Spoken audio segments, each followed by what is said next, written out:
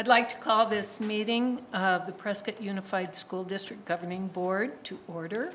Welcome to all of you who cut short your summer vacations to join us this evening. As you can see, we're missing a couple of our regular attendees as well. They are not around, so we'll move on. Time for the Pledge of Allegiance.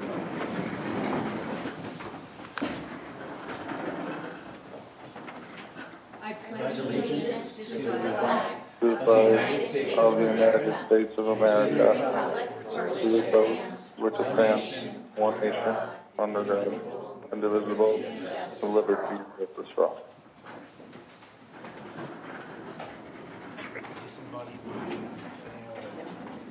All right, the next item on the agenda is the approval of the agenda. Are there any additions or questions on the agenda?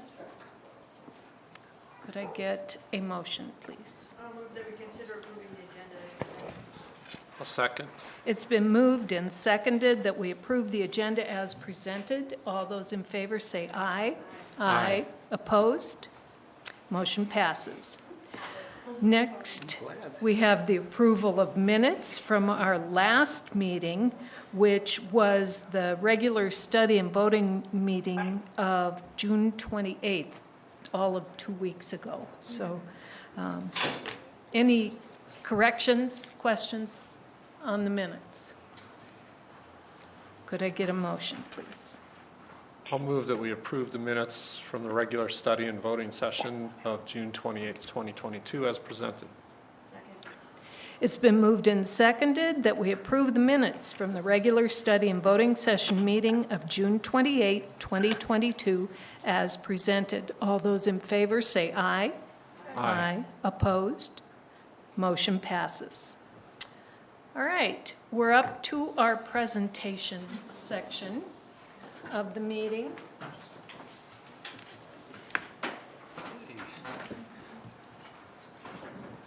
Anyone who follows the business of this board knows that we comment frequently on the ultimate importance of the teachers in our classrooms.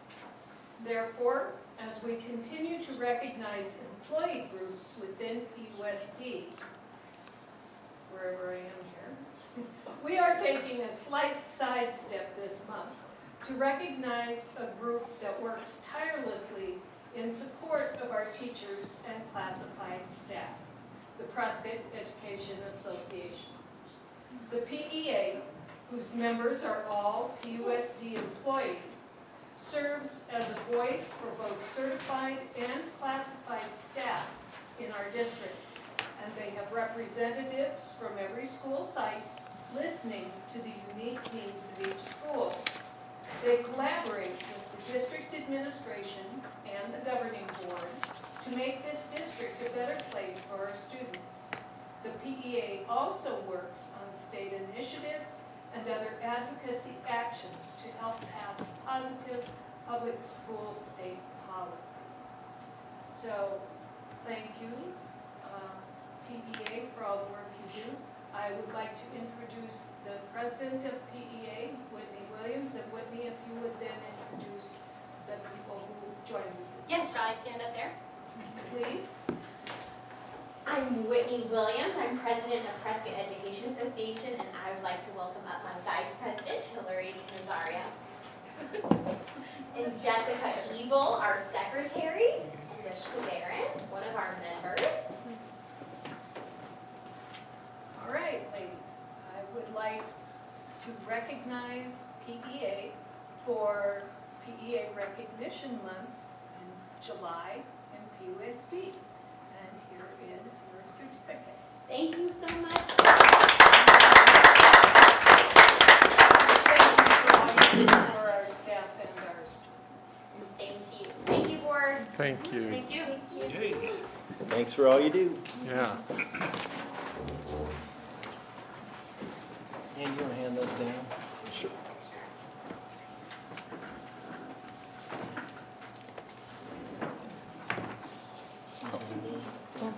Okay. Moving on, we're up to the information items and the summary of current events. So Superintendent Howard? Yes, ma'am. And Cara, if you want to just hand those right into the crowd. These are hot off the press drafts of what we're up to. We've all had a great summer, and but we're ramping it up right now. We're headed straight into what we call pre-service, which starts the 25th of July, right here, coming up soon. And we will be having an 8 o'clock a.m. breakfast to welcome all of our new teachers. And we will be spending the entire week with them, training them on all of the things that we do in PUSD. I would love to extend an invitation to the board. I know PEA is highly involved in that new teacher orientation, but board, if you're able to come to breakfast this morning, we'd love for you to say hello to our new staff. And that's just a really neat morning. And then all throughout the week, our new Director of Instructional Support, Kelsey Secor, will be, and her coaches will be coaching that new staff through what PUSD is all about. We feel like new teacher orientation and new staff orientation is maybe one of the most important things that we do, so that we can help people understand what our organization, what systems we use, and how we do the work that we do. So that's a neat week, and we encourage the board to pop in anytime with that. So we'll be busy starting right then, and then the other draft, these will change in the next few days as we hear back more from principals and that type of thing, is when we call them our returning teachers, our all staff returns on August 1st. And they'll start out at their schools, and then we're going to ask everyone to roll on over to the high school around 11:30, where we will be providing lunch. Our wonderful foundation is, we're about to hear who they're working with that's going to provide a lunch for our entire staff. That's a big deal. And then we'll have our convocation, which is when we meet with everyone and we set the tone for the year and we kick things off. So definitely, again, like to extend an invitation to the board, and we'll post that so that you're able to all be in that building together. And then we roll right onto the sites. Staffs are heading back to their schools and digging in with what their schools are, their school goals and that type of thing. And then another one is Meet the Teachers. That's mostly on Wednesday, August 4th. But then Go Time is August 5th. That's when school starts, and it's just a couple weeks out. I know. I come back from vacation and go, we gotta scramble here. But we've done this a lot of times, and this is a neat schedule, well thought through, a lot of people behind it, a lot of support for our staffs to get ready to kick off the year. And what's important in there too is that there's time for teachers to spend time in their classrooms and get things ready and feel like you're ready for the year to start. So we're excited. That's where we're headed, and we'll be highly focused on that in the next couple of weeks. Anybody else have any current events? I would like to let you all know that we have a gathering with the Humboldt Unified School District Governing Board on August 30th from 3 to 7 p.m. And you will get more information on that, as well as an agenda as we get closer. Anything else? All right. Next item on our agenda is the consent agenda. You will notice that there are only 2 items on our consent agenda this month. That's because we met just 2 weeks ago, and even our regular reports and such were covered then, and there's nothing since then. So are there any questions, issues with the consent agenda? Could I get a motion, please? I'll move that we approve the consent agenda as presented. It's been moved and seconded that we approve the consent agenda as presented. All those in favor say aye. Aye. Opposed? Motion passes. Sarah? Yes. Have there been any requests for a public hearing on the budget? No. Have there been any requests to speak to the board? No. All right. Thank you. We will move on then to our study and voting session. The first item on the agenda is the adoption of the fiscal year 2023 expenditure budget. We did spend quite a bit of time going through this budget last time at the meeting. However, if there are still any questions, Brian may not appear to be here, but he is with us by phone. So if you have questions, you may ask them of Brian. Brian, do you have any comments on the budget? Yeah, just two comments. We have to post this on our website, and before that meeting notice and posting, if there's anything that needs to change from the voting to propose the budget to this meeting when we vote to, or you vote to adopt it. There were two small changes on what is page 6 of 8. It's actually the 8th page of the document because they don't consider the first 2 pages in the numbering system.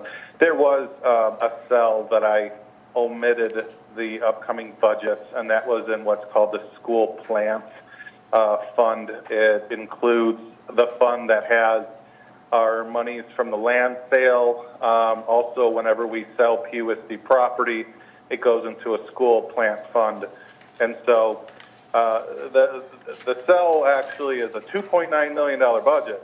So it was not a small number that I omitted, but it was no harm, no foul. I just want to let you know that that cell is now accurate. And then the final thing is we got some counsel from the state for overrides, and overrides are complicated when it comes to the formula.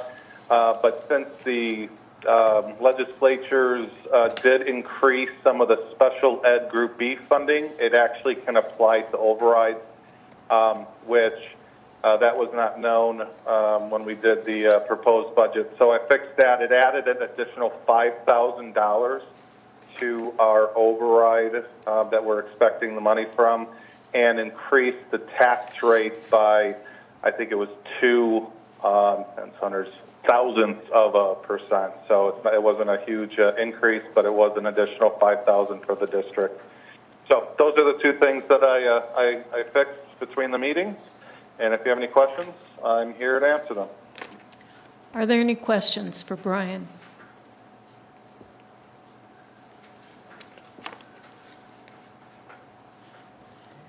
Hearing none. Do you have one, Andy? I don't think, I just, the only thing I would ask is, Brian, could you tell me which cell again? It's on page 6 of 8. Was the correction made 6 on of the? 8, yeah. If you look up, it's in the upper right-hand corner. The left-hand side of the page is federal and state project funds. On the left-hand, on the right-hand side are other fund expenditures. They're numbered. It was number 4. Okay. And in the budget fiscal year, it says 2.9 million, and that was blank. Okay. I actually caught that at the last governing board meeting just before you're going to vote, but I knew I could correct it and let you know that that wasn't correct on the proposed budget, but it is now. Okay. All right. Kind of Thank why you. we have a proposed and an adopted within a month. They're Yeah. required by the state to be close together so that we can make those types of changes.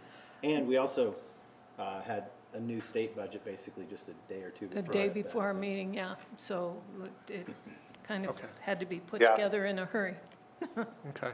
I'd say we're probably one of the only couple districts in the state probably that actually has an accurate budget. And if they did their budget prior to the legislative action, they will have to bring their budgets back prior to September 15th. But I don't think we'll have to because we had the budget forms Right. changed to reflect the legislation. Okay. Great. Thank you, Brian. Thank you. Anything else? If not, could I get a motion to approve the budget? We consider adopting the fiscal year 2023 expenditure budget as presented. Second? It's been moved and seconded that we adopt the fiscal year 2023 expenditure budget as presented. All those in favor say aye. Aye. Opposed? Budget passes. Thank you, Brian. You're welcome. The next item is on student fees. Is there anything we need to know, guys? Brian, I don't think there are any major changes on this housekeeping item, do you? No, in fact, there were only two fees that really changed. It was at the high school, and they went down. And then also Granite increased a few to more mirror Mile High's fee schedule when it comes to after school and sports. But other than that, 99% of the fees were identical to last year. Okay, thank you. Anyone have any questions on the fees? Could we just elaborate for me the range? What does that indicate? Like when would they be paying 5 versus 20 or whatever the range is? I think it depends on the club and the amount of equipment that they need or the amount of staffing or coaching that they need. So it's more expensive depending on how complex that club or that sport is. Okay, copy. And then I'm just curious if are there any resources to offset these fees available for parents? Absolutely. Okay. Absolutely, and always. Some of that's built into the fee system, especially for pay-to-play type stuff. And that's something we've done since we've had to pay-to-play, which is about 30 years now. But then also our Family Resource Center, and we have some great supports for that type of thing, or families that need that extra help. Some of the tricks to that is sometimes they don't ask, or we don't know. And that's our biggest fear, is that they don't participate because they don't know that we can help them out with that. So it's a sensitive topic, but we get that subject out. And it's really handled mostly through relationships with kids and counselors and teachers and people knowing what those kids' needs are. And maybe saying, I thought you loved football, Johnny. And then we work through it in that way. But we do a lot of that with, when everybody does their pay to play. If there's a few kids that need the support, we'll use it from that bulk money. Can I just speak to that really quickly as well? So having been at both the Jet and the high school over the last several years, worked a lot with families where there's a need for reduction in fees. And essentially, if a family can't afford it, we'll do it for free. It comes out of the school budget sometimes. Sometimes we talk to the Family Resource Center, say, how can you help us here, et cetera. What we don't do is advertise. All you got to do is talk to us, and you can do it for free. But what we do is get information out to parents that if the fees are a hardship for your family, talk with us, and we can work something out. So, as Joe mentions, it's on an individual basis when people contact us. So we try to get the word out that if you look at this and you say $15 for a technical theater class, I can't do that. Well, talk with us, and we can figure out what that looks like. We don't want anybody to ever not participate because of the fees, but we also don't want to be in a situation where people are just saying, "Oh, all I got to do is say something to you, and I get $15 for free," that type of thing. So It's a balance. Is there any mechanism, because I know we accept donations every month from the community, is there any mechanism for having donations go specifically towards any of these extracurricular student fees? Or is it all one pot?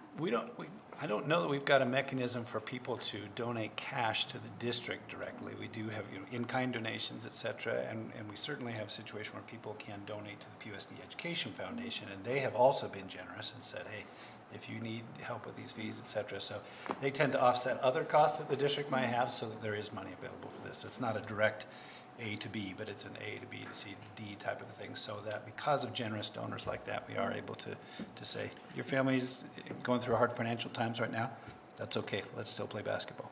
It's also applied to their tax credit. Yeah, does the state tax credit, that's the question. It does. Yep. On a number of these, that's the case, yeah, Okay. absolutely. And then I'm also wondering, sorry, just one more. No, sorry. Do we have any tracking with regards to how many students take advantage on a yearly basis of having fees covered? Like, do we have an estimate? Is it in the thousands of dollars worth of fees, or percentage of students that are in need of that coverage?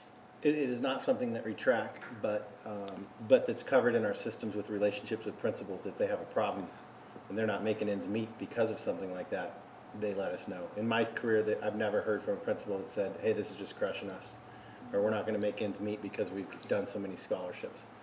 So I would say that that the administrators have it well dialed and work with their counselors, work with their teachers, and have a good balance for it. And I know that our relationships with them is, if it does become a need, they'll let us know. We'll come to the board with changes. So I think we have systems in place to catch any type of concern like that. And Sarah, on the PHS athletic side of things, I don't know for sure, but I would be surprised if they don't keep track of that. I think that we might be able to get you some figures for that on exactly how many, of the 500 kids that signed up for sports, how many got a reduced price, how many paid the full fee, et cetera, et cetera. That's possible. Other than that, like Joe says, it's just kind of as can. At a budget, I'll tell you, probably it was largely for clubs that people asked, because that was essentially the only fee that we had. And I would probably have each quarter we had clubs, I'd probably have 3 or 4 families a quarter who'd talk with me and say, hey, this is, could you help us out? And the answer was always yes. So it wasn't, again, out of 500 kids at the school and maybe how many doing clubs a quarter, 120, 150 kids a quarter doing clubs, just a small number, but a significant enough number, we're glad to be able to do it. I think it's very important that we not shut any student out from participation in any school-related activity because of an inability to pay. Absolutely. It's All right. actually for tax credits. It's actually, if you charge a fee for something that is tax credit eligible, it's actually in statute that you have to provide assistance or waive fees if it's a hardship. Good, thank you, Brian. All right, any other questions on the fees? They're great questions. Could I get a motion, please? Motion to approve the list of student fees and extracurricular fees for the 2022 to 2023 school year as presented. Second. It's been moved and seconded that we approve the list of student fees and extracurricular fees for the 2022-2023 school year as presented. All those in favor say aye. Aye. Opposed? Motion passes. Our next item of business is a renewal agreement to provide a child nutrition program through for Sacred Heart. This is a recurring contract. We've done this for a number of years. Anything you guys want to say about that? I'll just say, Brian and I were putting our heads together. We know it's been around at least 20 years, and we could probably find out how much longer, but probably longer than that. It's a community partner. It's another school that we partner with. We have had years when the dollars and cents weren't working, and we pay very close attention to that to make sure that that's working for us on our end, and it works well. Southwest Foods Excellence basically does the same work for them that they do for us, and we make sure that it works monetarily and that those kids are getting that good food. Question? It is cost neutral, and even any kind of software program that charges us by site, you'll see in the contract, actually, we charge Sacred Heart for their site portion of the cost. And even if we run anything from a free and reduced lunch application for, which has, I think, $1.20 charge for every application, all those costs are absorbed by Sacred Heart. This does not cost the district anything. Thank you for clarifying that. Any other questions?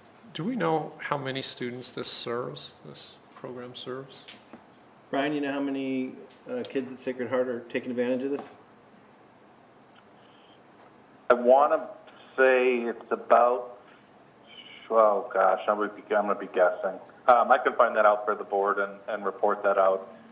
The number sticking in my head I don't think is right. So I can ask Amy Siegler, our SFE director, and I can get that information to you. Okay. But That would be good, thank you, Brian. It's not typically all students at that school that No. participate? Okay. Okay. All right, if there are no more questions, could I get a motion? I'll move that we approve a renewal agreement to provide the child nutritional program for Sacred Heart through Prescott Unified School District's food service program as presented. Second. It's been moved and seconded that we approve a renewal agreement to provide a child nutrition program for Sacred Heart through Prescott Unified School District's food service program as presented. All those in favor say aye. Aye. Opposed? Motion passes. All right, one more voting item here. It's an intergovernmental agreement amendment between the Arizona Department of Economic Security Rehabilitation Service Administration and PUSD. This is a special education function. Guys? Yep, I've been asked to present this. Terry Gorman is our Director of Special Education, or Director of Exceptional Student Services, we call it. She's not feeling well tonight, and so she's given us some bullet points to go over. I'm broadly familiar with this, as I was nominally the supervisor over this when I was at the high school, so I can answer some questions. If you ask me detailed questions that I don't know, I will commit to find out the answers and get back to you. How does that sound? So the Transition Students to Work program, as Mrs. Dillon has mentioned, is a program of vocational rehabilitation, they call it, for our students who have IEPs that specify that they that's one of the supports that they need is getting ready for jobs in the real world. So we have a teacher in that classroom, and then there's 2 aides as well that work with kids, and they come in on a pull-out basis, typically from when they're getting other special education services, and meet with those folks periodically and talk about job interview skills, job skills themselves. They'll arrange field trips to go out to various places. Hey, let's go to Safeway, take a look at what other people who've graduated from this program are doing at Safeway these days, and that type of thing. So there's a budget for this each year. This is funded in part by a grant from the Department of Economic Security in Arizona, and they look back over their actual costs for the previous year, is my understanding, and budget that, and then present that to DES. And so each year there's a renewal and amendment of the IGA, the Intergovernmental Agreement, based on what the costs for the previous year were. And you've got in front of you, I think, what the costs for the previous year were there. Is there anything else that Mrs. Gorman told me to say? Let's see here. Students receive their services at PHS during the school day. I mentioned that. I think that's about it. If you have any questions, like I say, I probably know the answer to how does the program work questions. If it's details about the budget, I will commit to get back to you, like I say. It is designed to try to make sure that our special needs students are ready to go to work and support themselves when they leave school, if they are able to do so. I'll give one example of one of the things they do. There's a young man who was part of the program last year who was thinking of going into human resources as his career, and so the teacher there arranged an interview with me to ask me all about what I do, how I got to do what I'm doing, and what educational background I had, what career experiences led me to this, and asked a number of different questions. It was a really nice experience. We sat down together at the high school for, 45 minutes. He asked some great questions, took some notes, sent me a nice thank you card afterwards. Things like that are, they're kind of pointing kids who need a little bit of extra support, have been identified as needing a little bit of extra support to get into a good career, to be ready for those careers. It's a good program. Questions? Is it just current high school students, or do we do year after or not? It's kids at the high school is my understanding. I don't know that we've got kids who have graduated from PHS who still receive services through this from us. Or that we follow them into the workplace, is that kind of what you're asking? Yeah, just that year while they're with us. We do have some students who stay with us at Prescott High School beyond the typical high school years, if their specific situation with special education calls for that. They have significant In general, voc intellectual impairments, rehab etc. tends to pick up those students who need continued support after they get out of school. So Is this an increase in the budget or a decrease in the budget? So the figure Nothing. that Terry gave me is 84,000, and I'm not seeing that reflected here. That would be a decrease in the budget from the previous year. But again, this reflects actual costs from the previous year, and I don't know the answer how it compares to the Brian, did you previous hear year. that? Brian, off the top of your head, do you know if this is No, an I did not. increase or decrease? Brian, do you know if the amount in the IGA is an increase or decrease to our budget? From year to year, I think this is about status quo. I think last year was about 150,000. This is from what I see, 145,000. PUSDs, basically it's a reimbursable program, so we pay the Department of Economic Security the 145,000, and then quarterly we ask for a reimbursement.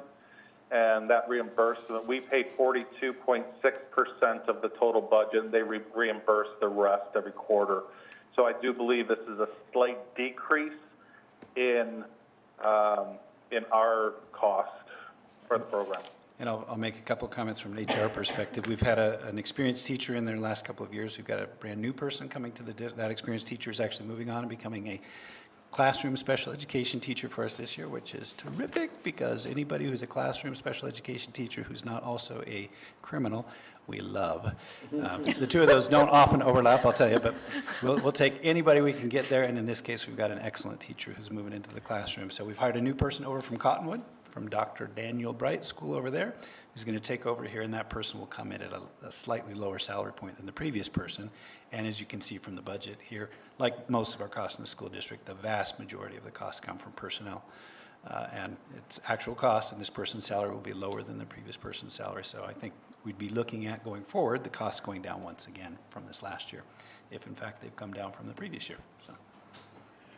So the funding contribution that's listed there at 42.6%, that is PUSD's contribution. That's my understanding. Is that correct, Brian, that PUSD is the party that pays 42.5%? That is correct. Okay. And let me just, I actually misspoke. This budget isn't 143. It's just, it's 102,000. So actually, I believe it's a good couple, 10, 20,000 less than the previous year. The 42.6 is our share. So the total budget's 102,000. And if you take the 42.6% of the budget, the 102, that gets what our cost is. And I do know that our cost was higher last year. And once again, I can actually get that figure if you want me to email it to you. And I know why it would have gone down. They had two technicians or two paraprofessionals who were helping out with the students, and their enrollment was such that partway during the year, there was a recognition there was only need for one based on the requirements of the grant. And so they shifted that person to another job within the high school, and so the actual cost for this program would have gone down substantially, a few tens of thousands of dollars, like Brian said, based on the one technician only working part of this last year versus the entirety of the previous year. Okay. Thank you, Clark. That's actually that's the difference between the 2 years, is that cost of the transition technician being 2 versus 1. Thank you, Brian. Cara? Does anybody know some of our success stories? Have we placed people and they're getting jobs, or are these kids that are going on for more education? Do we have some around the neighborhood that we see? I'm sure Terry would have that information. Unfortunately, And I can tell you anecdotally, not I have well. seen kids who've been part of this program.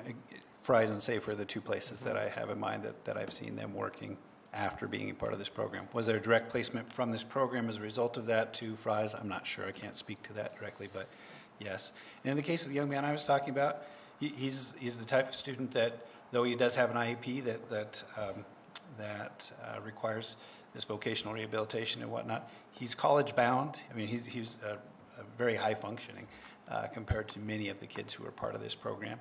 And again, planning on attending college and maybe going into a career in HR. It's obvious that you need a whole lot going for you to be in HR, but this kid's got it. So, But anecdotally too, I can talk about a friend of mine's son who probably left high school 5 years ago and is still working the same job that he got through this program. neat. I see him there every time I go. So it's, I think it's successful It based might- on that. from Yeah, what I know. it might be interesting to have Terry come Yeah. sometime to one of our meetings and introduce us to a couple of these students and have them tell us about the jobs they have. And Yeah. This is one of those things as part of special ed that if we like it or we don't like it, it's required by law, so we're doing it. The good news is we like it, we love it. It does great things for kids, and the better news is we're paying for less than half of it because the Department of Economic Security steps up through this IGA that we're about to approve. And to that question, I see that it's like 42.6% that Uh-huh. we cover. Has there been an increase in what the Arizona Department of Economic Security covers with this program, and have they indicated supporting these students more by increasing their percentage in the future? That I do not know. Brian, did you hear that question? Do you know the answer by chance? Otherwise, I will commit to find I out the think I answer. heard it was the question whether or not that percentage has changed over the years. Yeah, has that gone up? Has the support from No. No. This is our No. fourth year doing it, so not a long track record yet, but Okay. But it also Yeah, hasn't no, gone down. I do remember the first year, it was at the 42% range. I can't rightfully remember what point it was, but it was 42 point something. So if not exactly the same, within a percentage point, it sounds like over the years. And like Joe says, yeah, we haven't been doing it for a very long time. We used to do vocational rehabilitation services in a different way and determined that this program was our best way to do it based on A, the laws, and B, the needs of our students. Any other questions? Good questions, thank you. Is there a motion? I'll move that we approve an intergovernmental agreement amendment between the Arizona Department of Economic Security, Rehabilitation Service Administration, and Prescott Unified School District as presented. Second. It's been moved and seconded that we approve an intergovernmental agreement amendment between the Arizona Department of Economic Security, Rehabilitation Service Administration, and Prescott Unified School District as presented. All those in favor say aye. Aye. Opposed? Motion passes. All right. Moving along now, we're into our information and discussion items. Mr. Moore, may I assume that the school board summary budget report is as presented? Yes, that's presented from Wisconsin. Thank you. Any questions for Brian? Okay. Are there any community comments to share? I have had a couple people just concerned with the safety plan that we put out to get the ESSER money. Everybody okay with the safety plan we put out to get the ESSER money? Are we revising it all, or is that standing? And the safety plan had a portion of it for SEL curriculum, and I just wanted to know what, or these people wanted to know what things we were integrating into our curriculum or lesson plans to satisfy that safety plan, get that money. Is that on the agenda for next month? it does.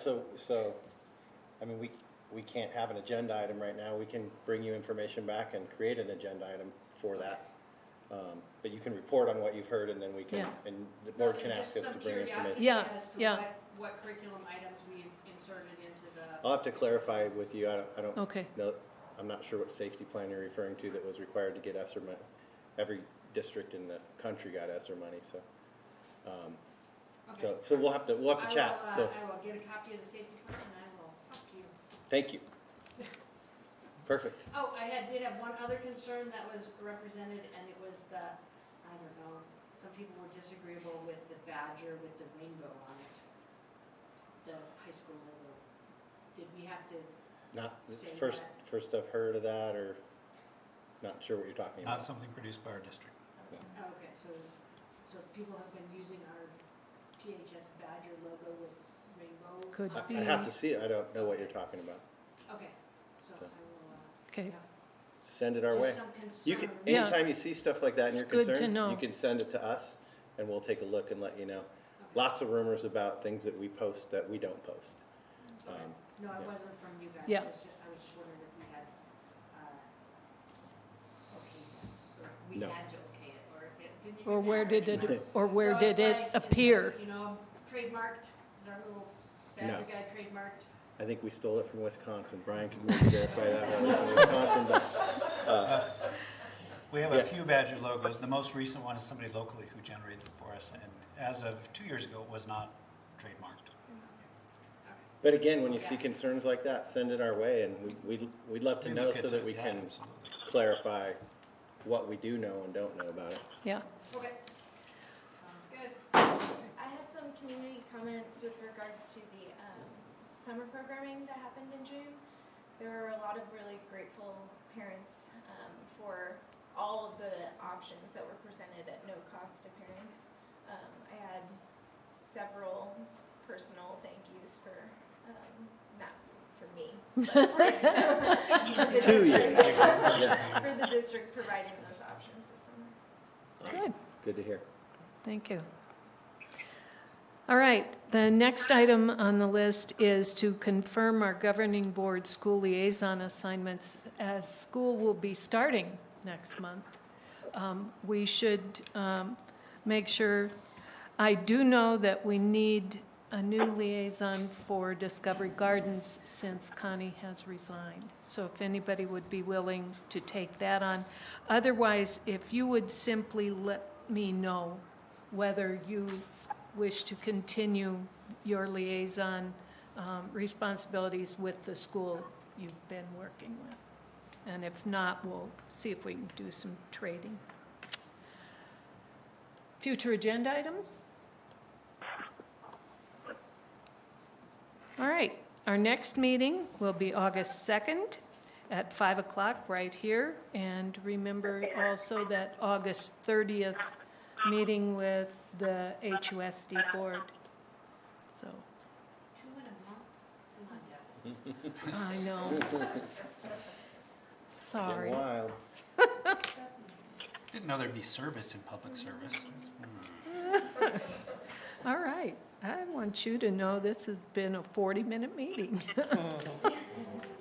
This is actually fairly typical for July, for those of you who haven't been here for July before. Because we meet so late in June, there isn't too much left over for July. So. All right, we are adjourned. All right.